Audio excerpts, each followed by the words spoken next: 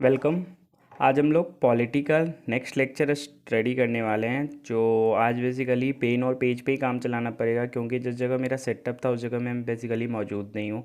तो कोई नहीं, पॉलिटी ऐसे भी जितना ज़्यादा डिस्कशन होता है उतना ज़्यादा फ़ायदे होता है। और शायद ये मतलब बिल्कुल मैं म, मतलब क्या कहते हैं उसे कि अपन इंसानों को परिस्थितियों के अनुसार भी ढलना बहुत ज़रूरी होता है।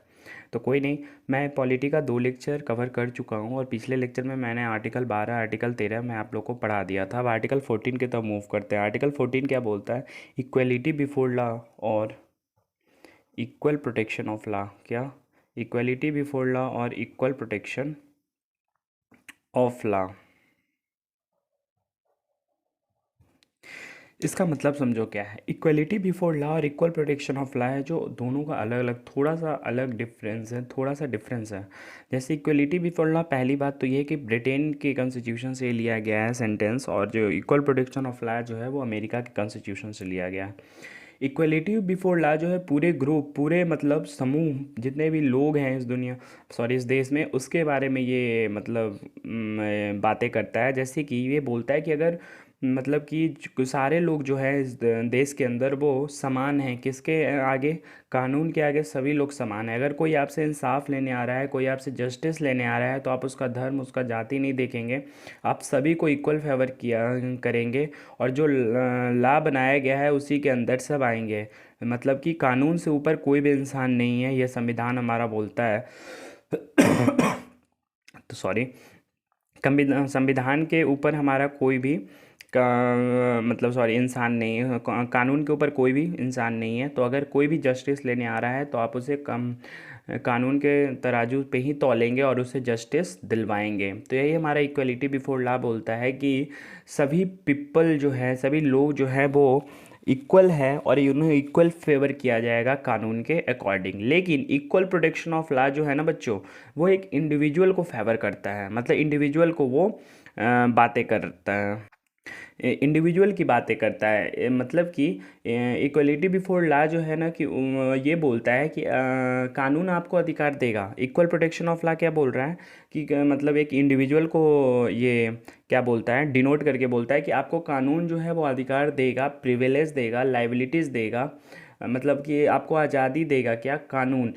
उसे आप अप्लाई करिए अपने मतलब लाइफ में, और आपको इक्वल प्रोटेक्शन की तरह ट्रीट किया जाएगा। मतलब समझ में आ रहा है दोनों में डिफरेंस? इक्वलिटी बिफोर लॉ जो है पूरे समूह को बातें कर रहा है, पूरे लोग के बारे में बातें कर रहा है कि सभी लोग बराबर हैं कानून के सामने।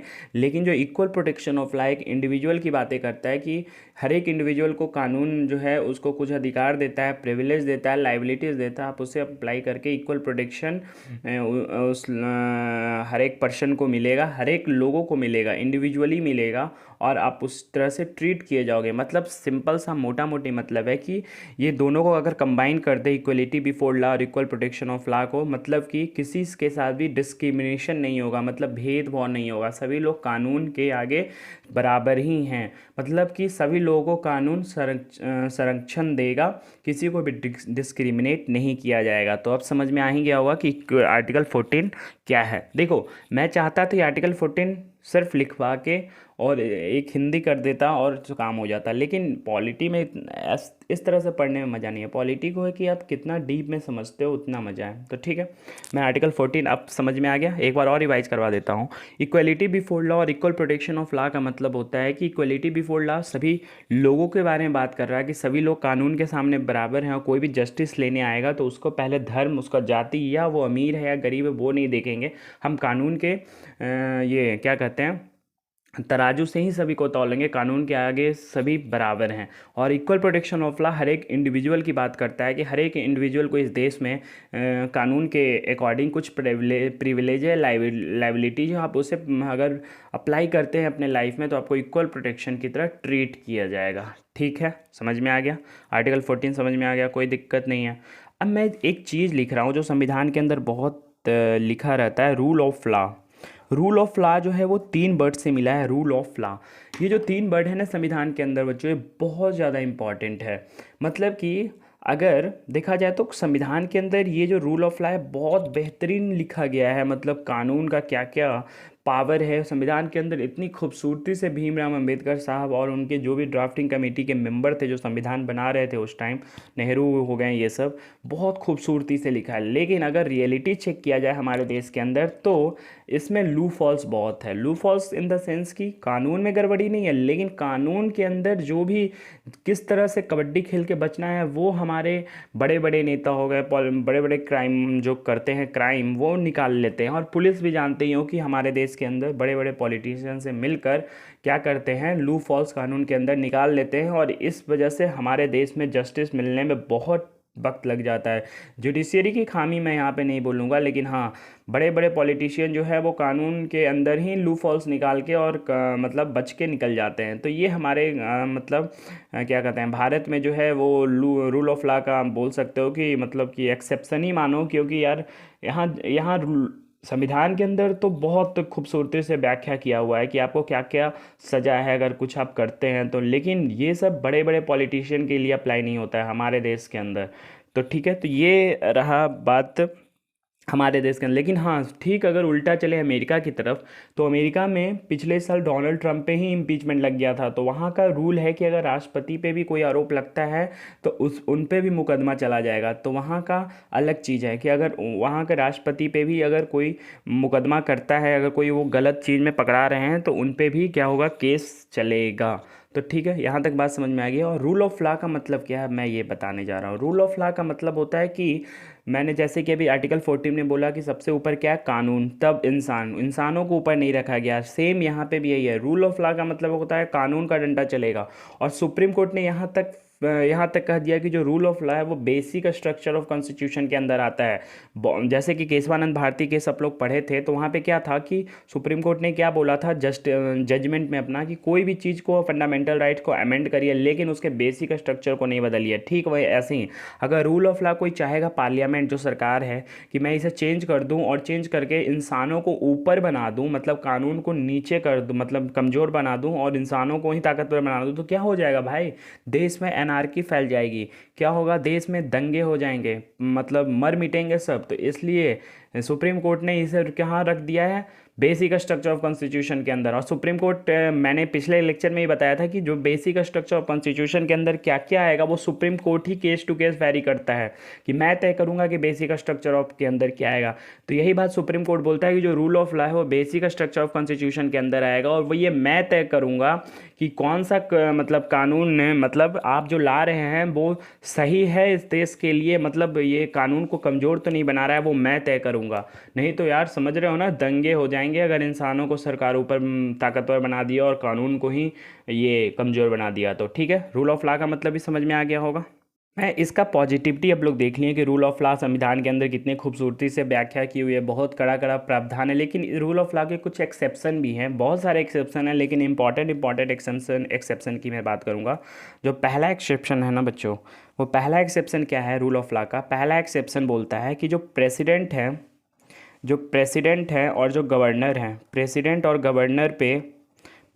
गवर्नर जो होते हैं ना इस देश के अंदर, प्रेसिडेंट कौन, जो यूनियन के हेड हैं, सर्वोपरि जो इनका पोस्ट है, सबसे ऊंचा पोस्ट किसका होता है देश के अंदर, प्रेसिडेंट, और स्टेट के अंदर सबसे ऊंचा गवर्नर होते हैं। तो ये रूल ऑफ लॉ का एक्सेप्शन है कि जो प्रेसिडेंट और जो गवर्नर होते हैं उनको इम्यूनिटीज़ मिली रहती है। इम्यूनिटीज़ का मतलब कि आर्टिकल 361 के तहत, आर्टिकल कौन सा, 361 के तहत इन्हें इम्यूनिटीज मिली रहती है। मतलब कि ये जो है वो कोर्ट के अंदर आंसरेबल नहीं है। आपने कभी देखा है कि प्रेसिडेंट और गवर्नर कोर्ट के अंदर जाकर उन पे मुकदमा चल रहा है, ये वो आंसरेबल आंसर दे रहे हैं कोर्ट के अंदर? बिल्कुल नहीं है, इनको ये इम्यूनिटीज मिला रहता है आर्टिकल 361 के तहत, कि प्रेसिडेंट गवर्नर पे कोई भी मुकदमा नहीं चलेगा। तो ये पहला एक्सेप्शन रूल ऑफ लॉ का। दूसरा एक्सेप्शन क्या है कि जो रूलर एम्बेसडर आते हैं देश के, मतलब दूसरे देश के, हमारे देश में रूलर एम्बेसडर बोलो या आप बोल सकते हो इसको डिप्लोमैट,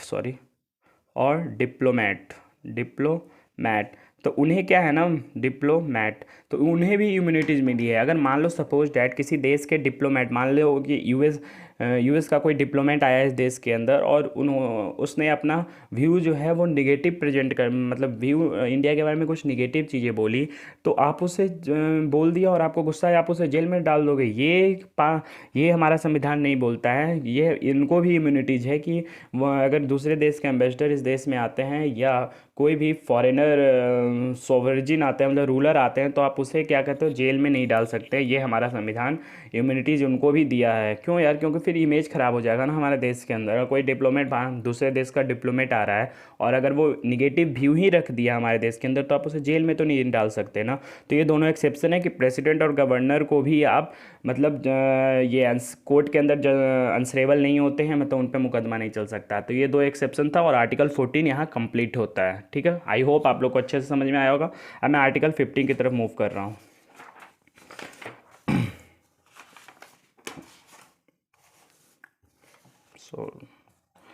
मैं ज़्यादा लिखने की आज प्रयास नहीं कर रहा हूँ, बेसिकली वो दिक्कत है थोड़ा सा, नहीं पूरी तरह से साफ सफाई का, इसलिए मैं कम लिख कर ज़्यादा समझाने की कोशिश कर रहा हूँ।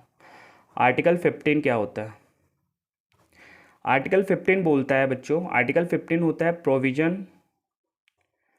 प्रोहिबिजन ऑन डिस्क्रिमिनेशन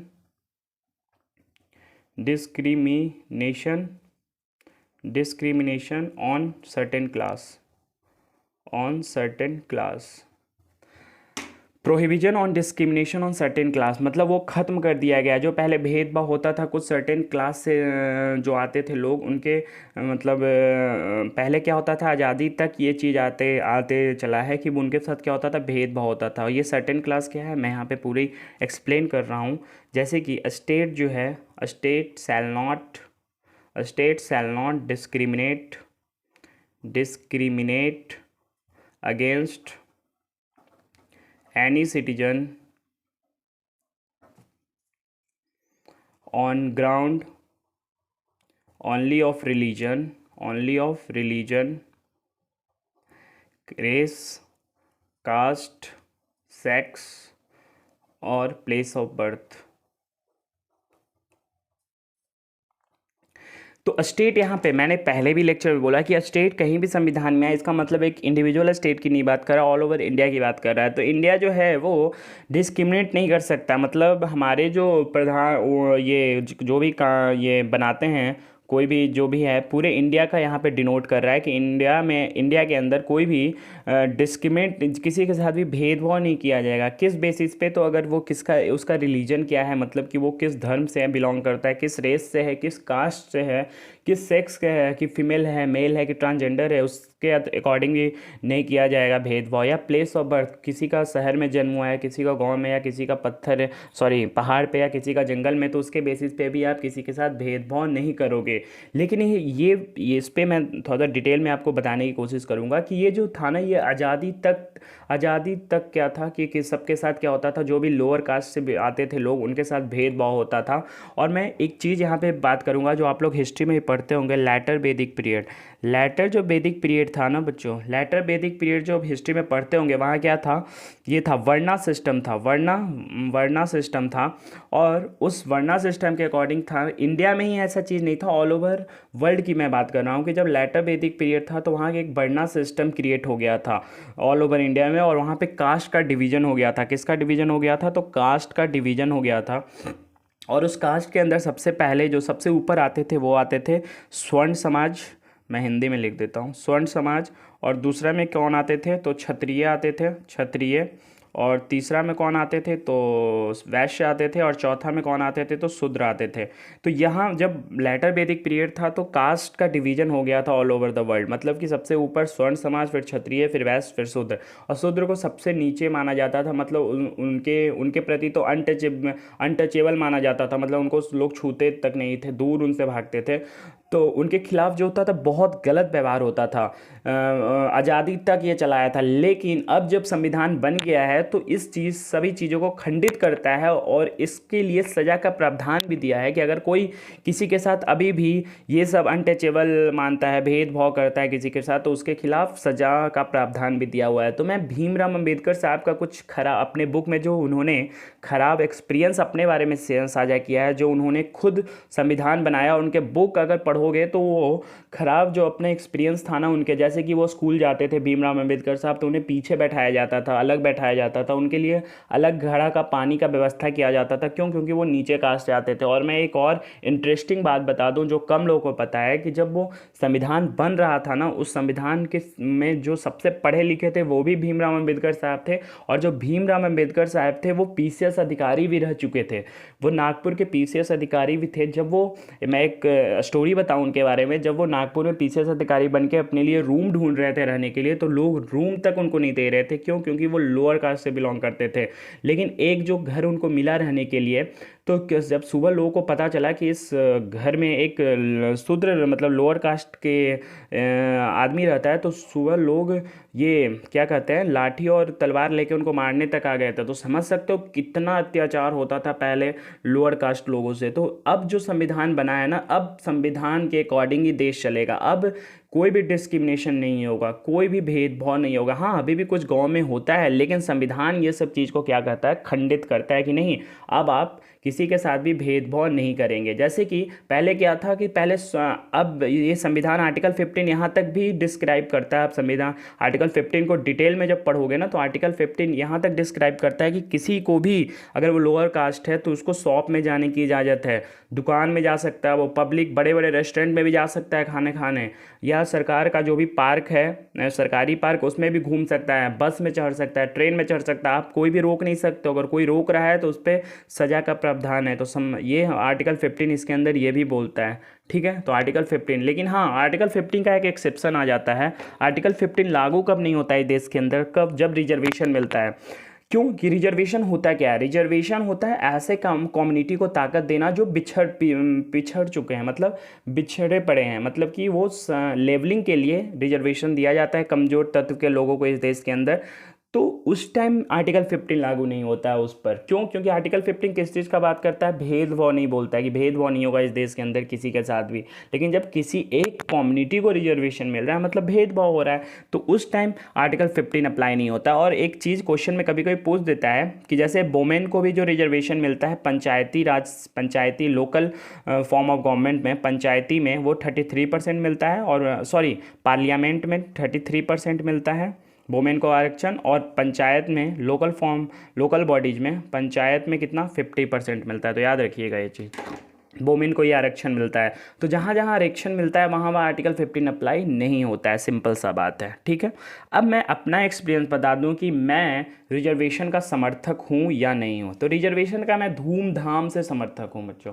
क्यों? क्योंकि एक बात बताओ, आप जब हिस्ट्री पढ़ते हो, जब मैं लेटर वैदिक पीरियड पढ़ाई अभी थोड़ा इंट्रोड्यूस भी किया, जब 1000 साल पहले की तरफ जाओगे ना, तो 1000 साल पहले सिर्फ और सिर्फ स्वर्ण का ही राज, स्वर्ण समाज का ही राज चलता था।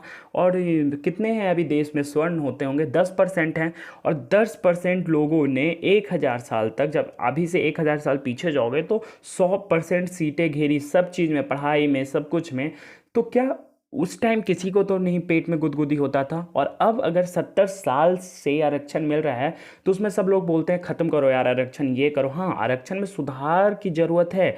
जिन लोगों को ज़रूरत है उन्हीं को आरक्षण मिले, जिन लोगों को नहीं है उन्हें बाहर किया जाए। लेकिन पूरी तरह से आरक्षण खत्म करने के समर्थक मैं नहीं हूँ।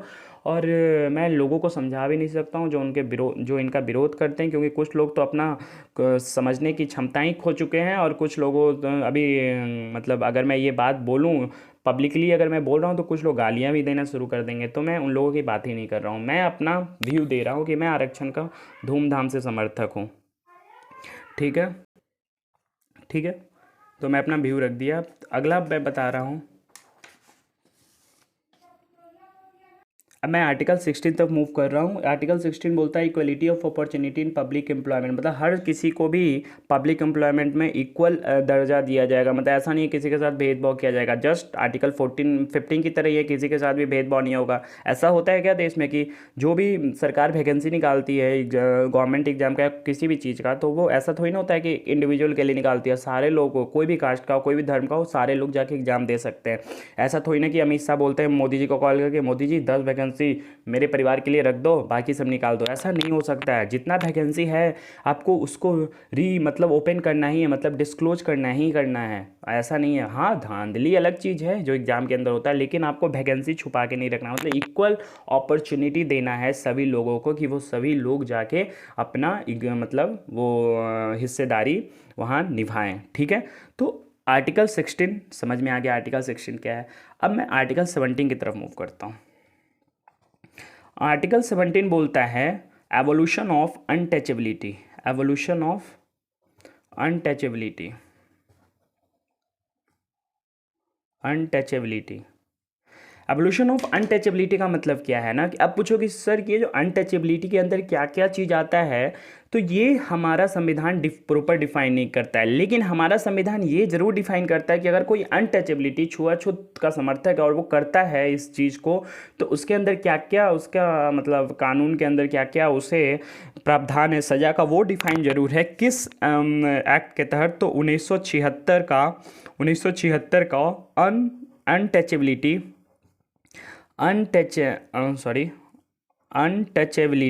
अनटचेबिलिटी ऑफेंस एक्ट के तहत, क्या है ये सज़ा का प्रावधान डिस्क्राइब है कि अगर कोई ऐसा क्राइम करता है अनटचेबिलिटी ऐसा, तो उसे बख्शा नहीं जाएगा कानून के अकॉर्डिंग, और मिनिमम जो है वो 6 मंथ का इसमें सज़ा है और 500 रुपये का फ़ाइन है।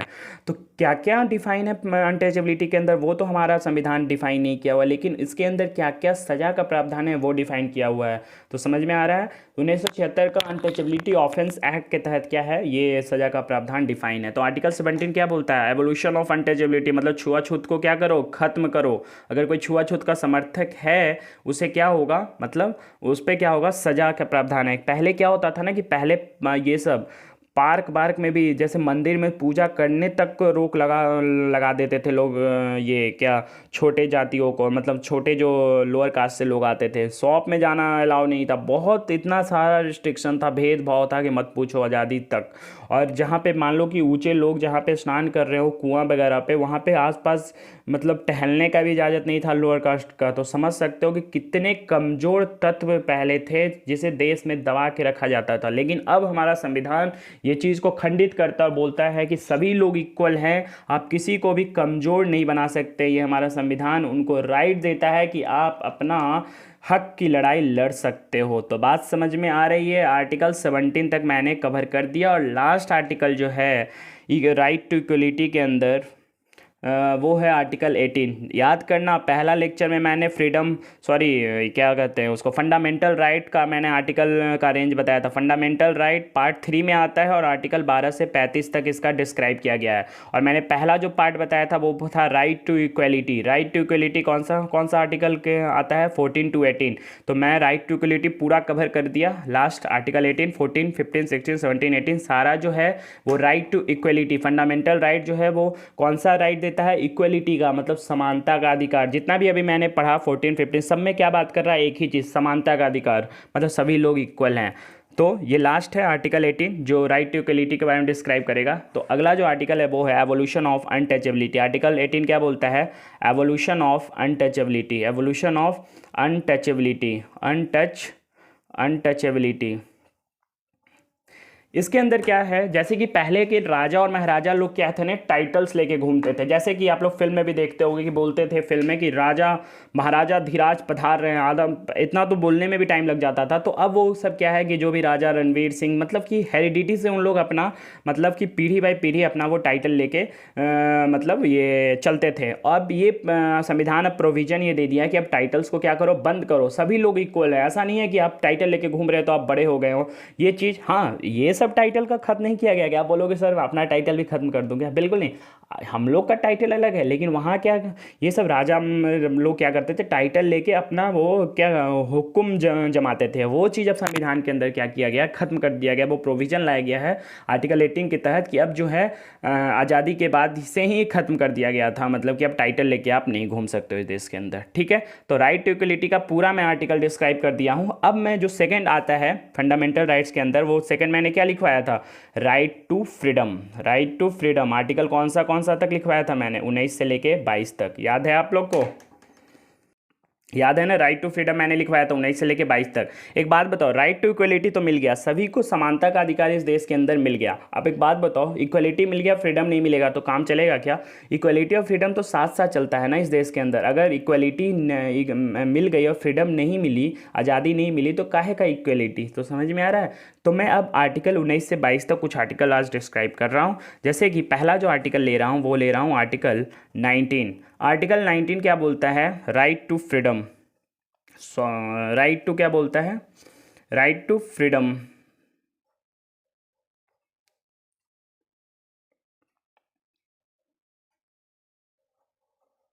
और ये राइट टू फ्रीडम जो है, इसके अंदर क्या बोलता है, छः गारंटी देता है राइट। हम लोग ये जनता को जो होता है वो 6 राइट का इसके अंदर क्या है, गारंटी है, मतलब प्रावधान दिया हुआ है आर्टिकल 19 के तहत। आर्टिकल 19 के तहत क्या है, 6 गारंटी इसके अंदर लिखा हुआ है कि आपको किस चीज़ का राइट इस देश के अंदर मिला है। तो पहला जो राइट है इस देश के अंदर जो सभी को मिला है, आप लोग सुनते भी होंगे, अभिव्यक्ति की आज़ादी, मतलब right to freedom of speech and expression. पहला क्या है, right to freedom of speech and expression. पहला क्या है, तो right to freedom of speech and expression. Right to freedom of speech and expression. जो आर्टिकल 19 में जो पहला 6, मैंने क्या बोला, 6 गारंटी दिया हुआ है राइट का जो सभी लोगों को मिलेगा, जिसमें पहला क्या है, right to freedom of speech and expression. अभिव्यक्ति की आज़ादी सुनते होंगे आप लोग, मतलब कि आपको बोलने की आज़ादी है। इसका मतलब ये नहीं कि आप किसी को भी गाली दे दो, प्रधानमंत्री मोदी को ट्विटर पे गंदी गंदी गालियाँ दे रहे हो, तब तो आप कानून के दायरे में आ जाओगे। तब तो ये जो गारंटी दिया हुआ है आपको रिस्ट्रिक्ट कर दिया जाएगा आपके ऊपर, और आप सजा के प्रावधान ये अंदर भी आ सकते हो। तो हाँ, अभिव्यक्ति की आज़ादी इन द सेंस कि आप अपना व्यू एक्सप्रेस जो है वो गवर्नमेंट के स्कीम या कोई भी चीज़ पे आप सवाल उठाओ, बाय माउथ उठाओ, मतलब मुंह से उठाओ, या बाय प्रिंट लिख कर उठाओ, कैसे भी उठाओ, लेकिन आपको आज़ादी है। लेकिन हाँ, अगर जो आप उठा रहे हो मुद्दा, जो आप बोल रहे हो, अगर उस चीज़ से देश का बदनामी हो रहा है या देश की बेइज्जती हो रही है, तब बर्दाश्त नहीं किया जाएगा। तब ये चीज़ संविधान आपको इतना ताकत नहीं देती है कि तब तो आप गिरफ्तार हो जाओगे। लेकिन हाँ, अगर आप अपना आज़ादी का सही इस्तेमाल कर रहे हो, तब ये चीज़ सही है, तब आपको आज़ादी है कि आप उठाओ, और उठाना भी चाहिए। लोकतंत्र यही तो खूबसूरती है। अगर जनता सवाल नहीं उठाएगा तब तो सरकार तानाशाह हो जाएगा ना भाई। और जो अगर मान लीजिए सपोज डैट अगर ऐसा होता है कि आप अपना दायरे में रह के सवाल उठाया और गवर्नमेंट को गुस्सा आ गई और आपको जेल के अंदर पुट कर दी, तब आपको डरिए भी मत, जुडिशरी आपको न्याय दिलाएगा। जुडिशरी कैसे चलता है, संविधान के अकॉर्डिंग, और संविधान में ये हमारा अधिकार है कि आप अपना आवाज़ उठा सकते हो, बुलंद कर सकते हो, और ये और जुडिशरी ही आपको न्याय दिलाएगा और आपको निकालेगा जेल के अंदर से, ठीक है। तो अब बात आती है कि इमरजेंसी के दौरान जो होता है, जैसे कि इमरजेंसी जब हुआ था इंदिरा गांधी के काल में 1975 ईस्वी में, तो प्रेस पे इतना अत्याचार हुआ था, मतलब कि मत पूछो। और प्रेस सबसे जो ये होता है, अगर प्रेस मान लो कि बायस नहीं होता, अगर प्रेस मान लो कि इस देश में बायस हो जाए, तब तो देश बचेगा ही नहीं, एकदम देश गड़बड़ हो जाएगा। इसलिए मैं बोलता हूँ प्रेस को बायस नहीं होना चाहिए, प्रेस को भी कड़ा कड़ा सवाल पूछना चाहिए सरकार से, तभी तो इस लोकतंत्र में सरकार जो अच्छा काम करेगा। तो यही है पहला जो गारंटी है ना इस देश के अंदर पहला सभी लोगों को जो आर्टिकल 19 के तहत जो 6 टोटल गारंटी दिया गया है, राइट दिया गया है, जिसमें पहला क्या है, right to freedom of speech and expression. दूसरा मैं बता दूं, दूसरा जो है वो है, दूसरा क्या है बच्चों, दूसरा है right to assemble, right to assemble, right to assemble peacefully, right to assemble peacefully without हाँ sorry, right to assemble peacefully, sorry, right to assemble peacefully, इसका मतलब समझ में आ रहा है। असेंबल का मतलब कि आप लोग इकट्ठे हो सकते हैं, आप लोग ग्रुप में खड़े हो सकते हैं, लेकिन आपके पास हथियार वगैरह नहीं होना चाहिए। और ये भी नहीं बोलता है कि आप हर स्ट्राइक करिए, खड़े होइए, समूह बनाइए लोगों का, ये अलाउ करता है संविधान, लेकिन स्ट्राइक नहीं कर सकते हैं। स्ट्राइक मतलब हड़ताल नहीं कर सकते। अगर मान लो हड़ताल हर रोज़ करने लगे तब तो सरकारी काम ठप पड़ जाएगा ना। हाँ, समूह बनाइए, आप असेंबल कीजिए, लेकिन नॉन वायलेंट। वायलेंट हुए तब तो आप कानून के दायरे में आ जाओगे। जैसे शाहीन बाग का कुछ दिन पहले मुद्दा हुआ था, उसमें क्या हुआ था, लोग वायलेंट हो गए थे, मतलब लेकिन संविधान हमारा गांधी जी का फिलॉसफी का फॉलो करने के लिए बोलता है कि आप वायलेंट नहीं हो सकते हैं, नॉन वायलेंसली आप ग्रुप बनाइए, समूह बनाइए, आप अपना सवाल पूछिए सरकार से, वो अलाउ है। तो ये दो गारंटी आर्टिकल 9 के तहत मिलता है हमारे जनता को। और मैं 4 और गारंटी है जो मैं आगे डिस्कस करूँगा। आज के लिए बस इतना ही। आई होप आप लोग को समझ में आया होगा, आप लोग को मज़ा भी आ रहा होगा पॉलिटी पढ़ने में, और मैं अपना पूरी एफर्ट करता हूँ आपको समझाने के लिए। Take care, bye bye.